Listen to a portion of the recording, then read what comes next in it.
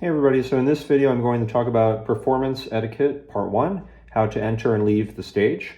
I have organized many student recitals for my many students over the years, and now it's actually exclusively adult students, but I also taught many children in the past. And I realized that there are some basic questions around when exactly do you take bows, when, if ever, should you adjust the bench, like how are you supposed to conduct yourself even when you're not playing the actual piano. So I thought I would give some thoughts here that I hope will be helpful. And on this channel, I hope to share with you strategies, thoughts, mindsets, etc., often of my own creation, that I hope will help you in your piano playing, hopefully even in other areas of your life as well. So I think I'm going to first talk through what I'm doing while I'm doing it with explanation and some examples and so on. And then maybe I'll just walk through it one more time, but without actually saying anything. So if it's a solo recital, which you probably don't need to watch this video if you're giving a solo recital about how to conduct yourself, I mean, you would show up, you would take a bow, and then if you want, you can start talking to the audience. You could sit and start talking to the audience. It's become more and more commonplace these days that people are wanting to explain their program and everything. So that's fantastic if you want to do that. We're just going to assume this is a situation where somebody has announced you, or maybe you're not actually going to say anything or explain anything. So maybe you're next in the program, and then the teacher or the organizer, whoever it is, they announce you. So this means that you're sitting in the audience, probably out of sight of the audience, and then the person says like, okay, so-and-so is going to perform now, and then everybody starts applauding. So what I think you should do is walk over here. You can put one hand on the piano, or you could just stand off to the side and then take a bow. And I think with the bow, it's, try not to just go like this or something. I think you can do a slightly bigger motion than that. And then after you've done that, you can have a seat on the bench. Now this is when pianists can really take their time and make themselves comfortable. So the bench might have been, okay, let's pretend that it was way too high for me. So as soon as I sit down, I would feel like, maybe my forearms don't feel parallel to the floor. Maybe I feel like the bench is too high in general, or maybe it was also too close. So now I'm going to start adjusting. So as soon as I've taken the bow, I've sat down, I realize it's too close and it's too high. So I move it back.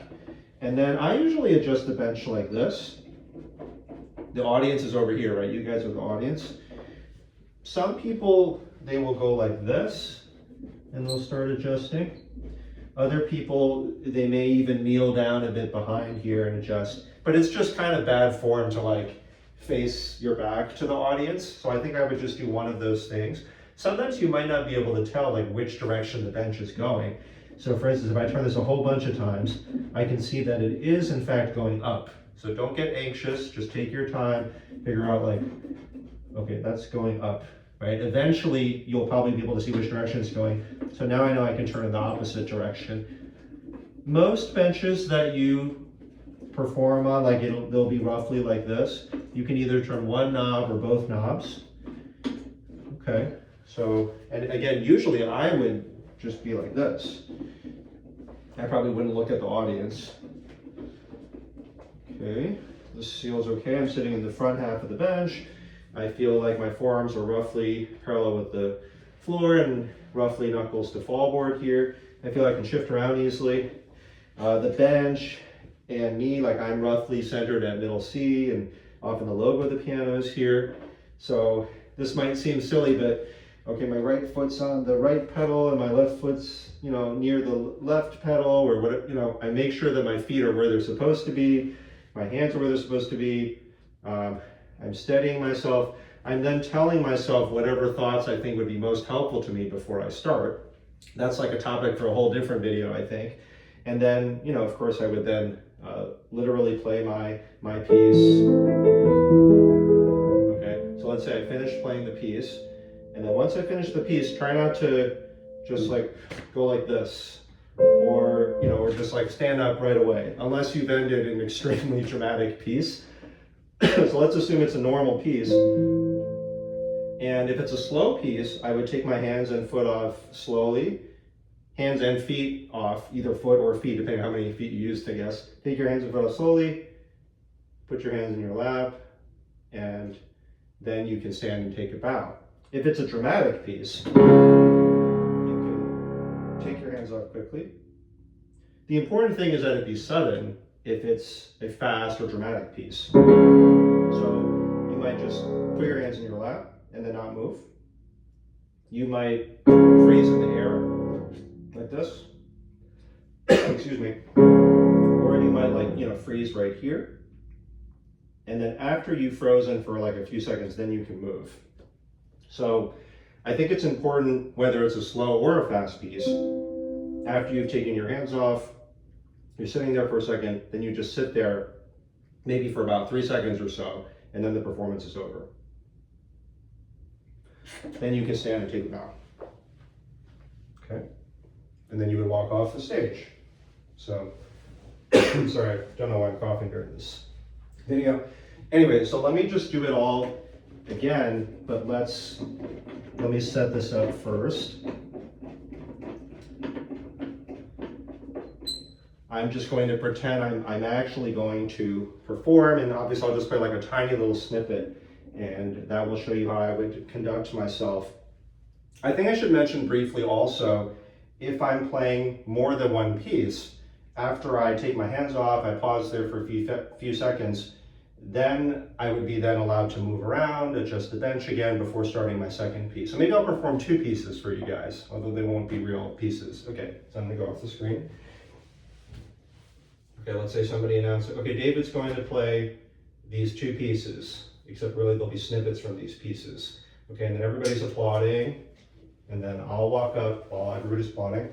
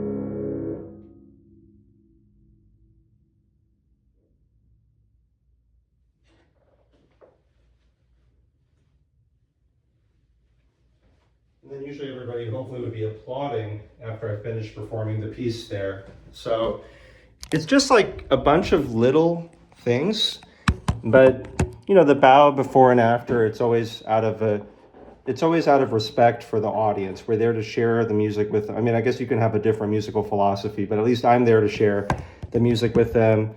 Maybe it's music they've never heard before. Maybe they have heard it before, but of course we're bringing a fresh interpretation, we're bringing fresh life to it. It's really not about ourselves. And so then, we want to continue to take ourselves seriously. I think when people forget to bow, when they end the pieces and they're clearly already thinking about their performance instead of still being in the spell of the music, well, the audience will lose the spell of the music as well too. So just make sure that you conduct yourself appropriately when you step out. You take all the time that you need. Notice I took a lot of time to adjust the bench and everything. Pianists will take their sweet time. Like, you might put your hands up and then you take your hands off again. As long as no sound has been produced, the piece has not started yet. So gather yourself. As soon as you're good and ready, then you perform the piece. After the piece finishes, I recommend that general rule of thumb, sitting there for like the 2 or 3 seconds, just neutrally facing forward. And then the piece is over. Now you can adjust the bench again and all that before the second piece, perform the whole piece, sit there for those 2 or 3 seconds.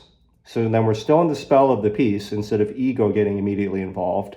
And then you remember to stand and take a bow afterwards. And I think I'll just say briefly here, even once the whole performance is over and you left the stage, and I believe it was my teacher that said something like this at some point, if somebody comes up to you afterwards and says, "Oh, that was such a beautiful performance. I'd never heard that piece before. Like, I loved your performance." Try not to say, "Oh, actually, that was terrible." And it usually is way better. And today I played like so badly, because it's probably going to ruin that person's um, experience listening to that music. Like, they genuinely enjoyed it. Suddenly you've made it all about you again. And so I think if it's a close family member, it's a friend, if you want to tell them how you really felt, obviously that's fine.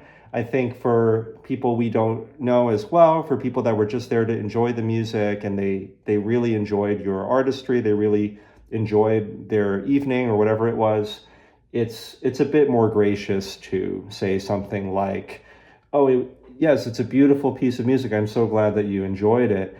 And if you feel close to them, obviously you can choose to tell them some of your own feelings about your performance. But yeah, I think it's probably better if we don't make it all about ourselves. So anyway, so hope that was useful, practical. Let me know what questions you have. What other things are you confused about in terms of what to do in a classical piano performance, in terms of how to conduct yourself and so on. And yeah, if you found this useful, please like, subscribe. Let me know what you would like to see on the channel. And yeah, looking forward to the next one.